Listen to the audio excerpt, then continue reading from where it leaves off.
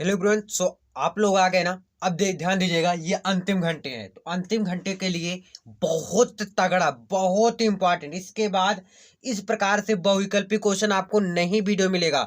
बस ये video 20 question है और ये क्वेश्चन 100 क्वेश्चन में से निकाले हुए 20 क्वेश्चन है।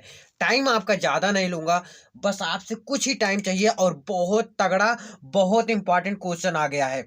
प्लीज इस वीडियो को पूरा वॉच कीजिएगा, बहुत ज्यादा इंपॉर्टेंट है। एक नंबर क्वेश्चन से सारे 20 क्वेश्चन, मतलब जितने भी क्वेश्चन बताने वाला हूँ 20 क्वेश्चन टोटल बताऊंगा। और ये क्वेश्चन यहां से नहीं, 100 क्वेश्चन में से छाटे हुए क्वेश्चन है। समय कम लूंगा, ज्ञान ज्यादा दे दूंगा और आप खुद कहोगे कि हाँ भैया कुछ बताए हो। देखो, ब्राह्मण पत्र के संपादक है। अब देखो, जो ब्राह्मण होगा वो ब्राह्मण का ही संपादक होगा, यानी ब्राह्मण को ही किया होगा संपादक। तो कौन है? प्रताप, जिसके अंदर बहुत ज्यादा आग हो, यानी प्रताप नारायण मिश्र। याद करने का तरीका क्या है? प्रताप अगर कहीं भी आपको दिख जाता है तो वहां पर लगा दीजिएगा, तो वो क्या हो जाएगा? आंसर प्रताप नारायण मिश्र हो जाएगा। क्या हो जाएगा? प्रताप नारायण मिश्र हो जाएगा। क्लियर? तो यहाँ से ये क्वेश्चन कई बार पूछे हुए हैं, रिपीटेड क्वेश्चन है।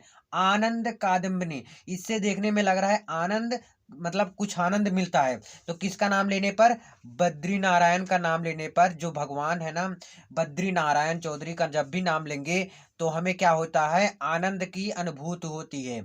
तो आनंद क्या हो जाएगा? बद्री नारायण चौधरी। रानी केतकी की कहानी बहुत इंपॉर्टेंट। रानी केतकी की कहानी कौन है? इंसा अल्लाह खां।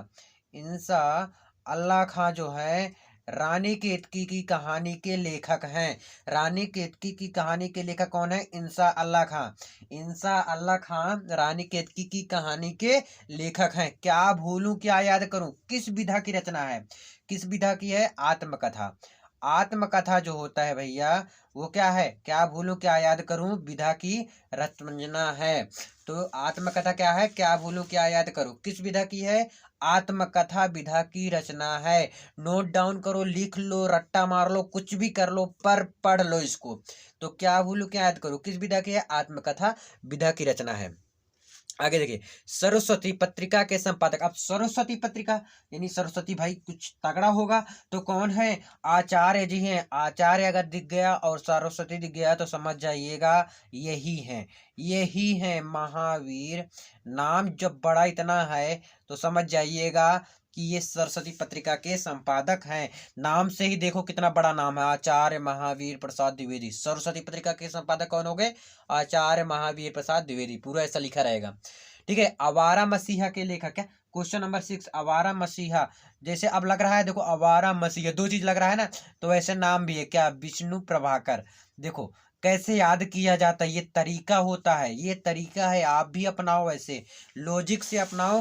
कोई रट्टा मारने से नहीं हो जाता, रट्टा मारने से कुछ नहीं आता भैया।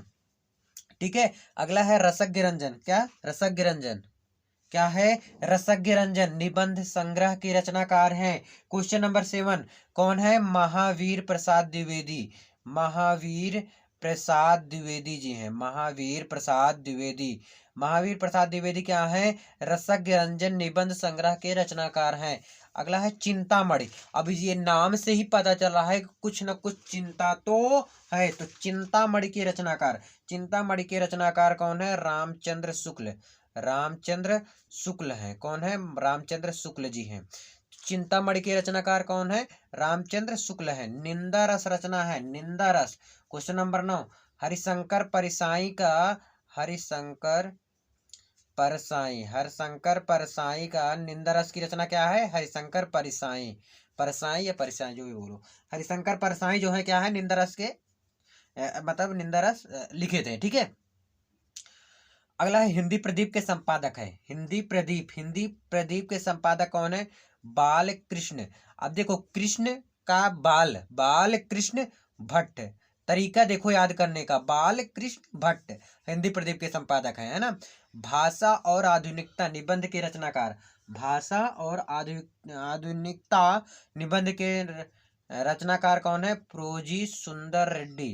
प्रोजी सुंदर, प्रोफेसर है ना, सुंदर रेड्डी। आगे देखो, स्कंदगुप्त नाटक के लेखक। स्कंदगुप्त, क्या स्कंदगुप्त नाटक के लेखक कौन है? जयशंकर प्रसाद जी। अगर आ गया जयशंकर प्रसाद का किसी एक रचना के नाम लिखिए, तो आप कामायनी, झरना, आंसू कुछ भी लिख सकते हैं। ये बात नोट डाउन कर लो।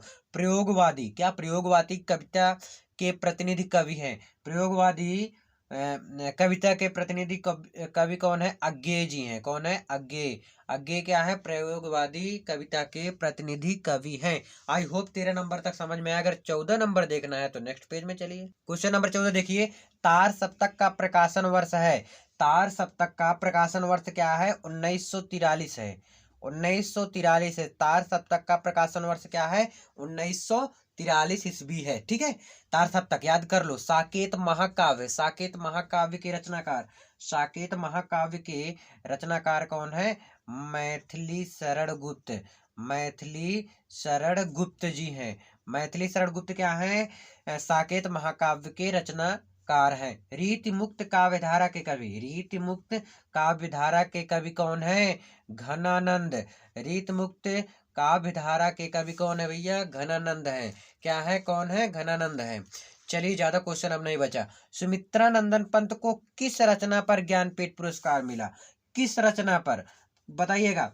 चिदम्बरा पे जो है क्या मिला था? सुमित्रा नंदन पंत को कौन सा ज्ञानपीठ पुरस्कार मिला था? अभी एक और पुरस्कार सुमित्रा नंदन से रिलेटेड, दो में से एक आ सकता है भाई, समझ लो।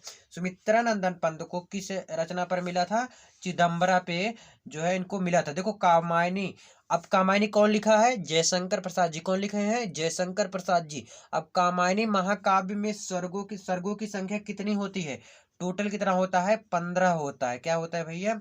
15। अगर आ गया कामायनी कौन लिखा है, तो जयशंकर प्रसाद जी लिखे हैं। कौन? जयशंकर प्रसाद जी लिखे हैं। यहाँ तक क्लियर। और अगर आ गया कि कामायनी महाकाव्य में सर्गों की संख्या कितनी होती है, तो आप बता दीजिएगा एकदम दिल खोल के। 15 होता है। क्या 15 होता है? दिल खोल के एकदम बोलिएगा आपकी बार। जय जय होना चाहिए। क्या जय जय। तीसरा सप्तक का प्रकाशन वर्ष 1959 है। तीसरा जो सप्तक है उसका प्रकाशन वर्ष क्या है भैया? 1959 है। क्या है? सन 1959। ठीक है, आगे देखिएगा। सुमित्रानंदन, सुमित्रानंदन से रिलेटेड एक क्वेश्चन बनेगा। जिससे आ गया सुमित्रानंदन पंत को साहित्य अकादमी। अब वहां पर था ज्ञान, देखो यहाँ पर है ज्ञानपीठ पुरस्कार मिला था। किस पे मिला था? यहाँ पर चिदम्बरा, बहुत इंपॉर्टेंट है ये नोट डाउन कर लो। ठीक है, और कामायनी वाला भी बहुत इंपॉर्टेंट, ये थोड़ा कम है लेकिन ये भी उससे कम नहीं है। अगर कहोगे कि कामायनी से कम है, क्या नहीं। तीसरा सप्तक का प्रकाशन वर्ष 1959, यानी एक कम 60।